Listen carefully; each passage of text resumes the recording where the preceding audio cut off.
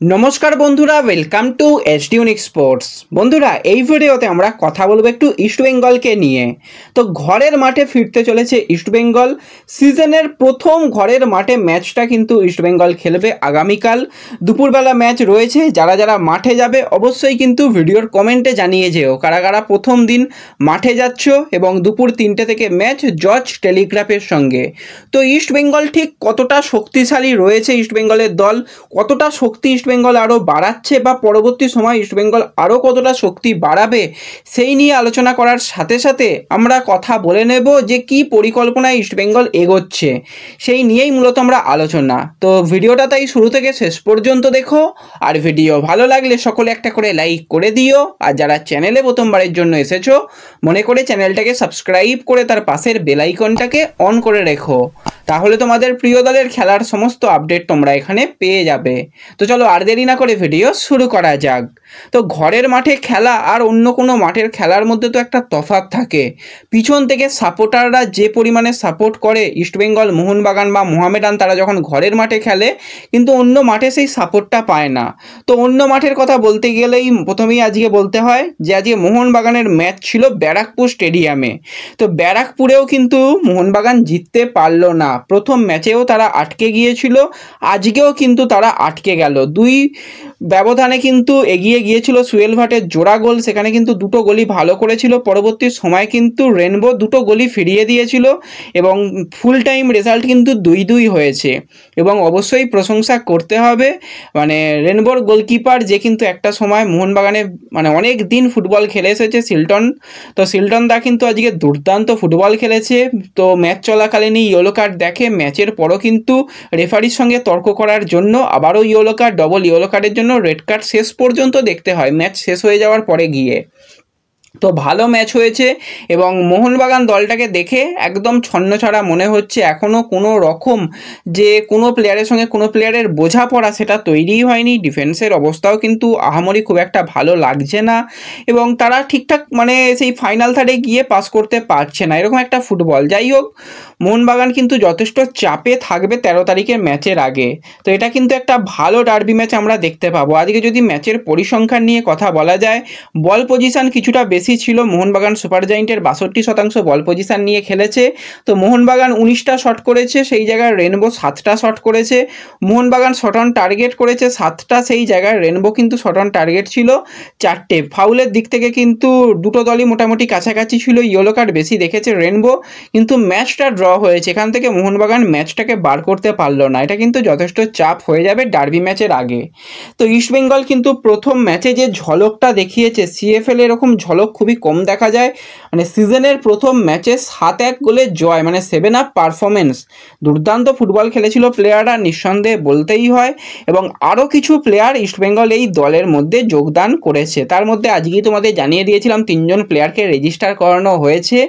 এখনও 2 থেকে 3জন প্লেয়ারকে ইস্টবেঙ্গল দলে নিতে চলেছে। ইস্টবেঙ্গলের শীর্ষকর্তা জানিয়েছে একজন স্ট্রাইকারকে নেওয়ার কথাবার্তা চলছে, আর 2জন প্লেয়ারকে নেওয়ার কথাবার্তা চলছে। তো নামগুলো এখনও পর্যন্ত যেহেতু বেরিয়ে আসেনি, তো নাম যখন বেরিয়ে আসবে তোমাদের অবশ্যই জানিয়ে দেব।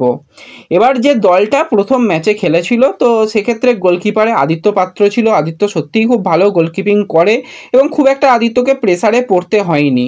ডিফেন্স লাইনে মোহিতোসের মতন প্লেয়ার ছিল, সুনীলের মতন প্লেয়ারকে নিয়ে আসা হয়েছিল যারা কিন্তু সেন্টার ব্যাকে খেলতে পারে।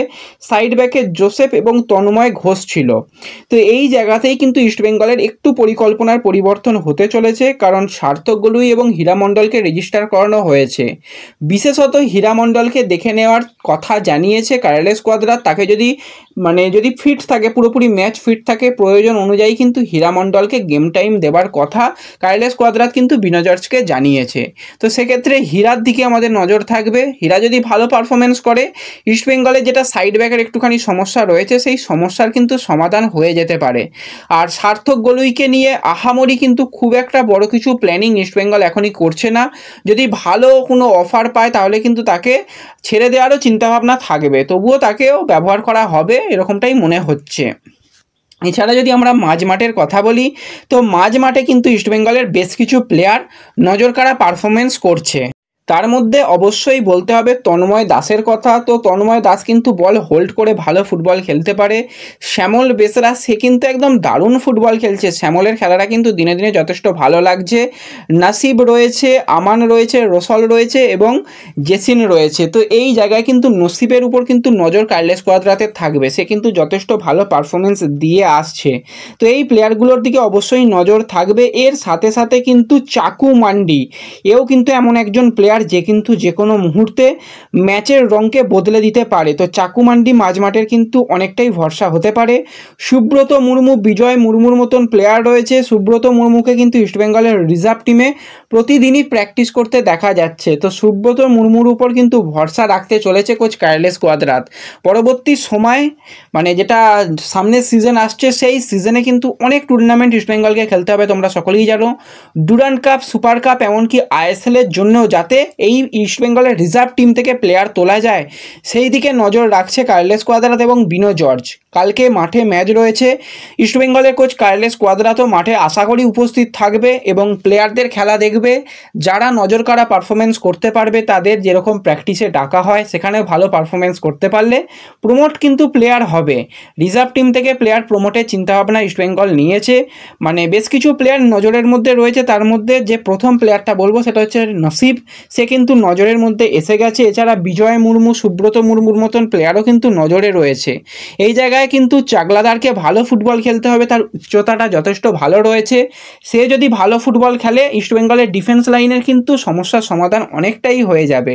তো এই প্লেয়ারগুলোর দিকে অবশ্যই নজর থাকবে। প্লেইং 11-এ আহামরি খুব একটা পরিবর্তন করার চিন্তাভাবনা নেই, যদি কিছু পরিবর্তন হয় কালকে তোমাদের জানিয়ে দেব। তো পরিবর্তন বলতে একটা কি দুটো পরিবর্তন হওয়ার চিন্তাভাবনা থাকবে, বাদবাকি মোটামুটি প্লেইং 11 ঠিকঠাকই রয়েছে ইস্টবেঙ্গলের। তো এরকমই মোটামুটি ইস্টবেঙ্গলের স্কোয়াড রয়েছে এবং স্কোয়াডের এবছরে যেটা সবথেকে ভালো, গত বছরও ভালো ছিল, যেই প্লেইং 11টা খেলছিল সেটা খুব ভালো ছিল, কিন্তু বেঞ্চের শক্তি একটুখানি হলেও অভাব ছিল। তো বেঞ্চের শক্তিশালী করার জন্যই কিন্তু কোচের পরিকল্পনা মতন প্লেয়ারদের নেওয়া, যারা কিন্তু পরবর্তী সময় ইস্টবেঙ্গলের সিনিয়র দলেও চলে আসতে পারবে। তো প্লেয়ারদের দিকে অবশ্যই নজর থাকবে। আর কালকে কারা কারা মাঠে যাচ্ছ কমেন্টে জানিও, আর ভিডিও ভালো লাগলে লাইক শেয়ার করে দিও।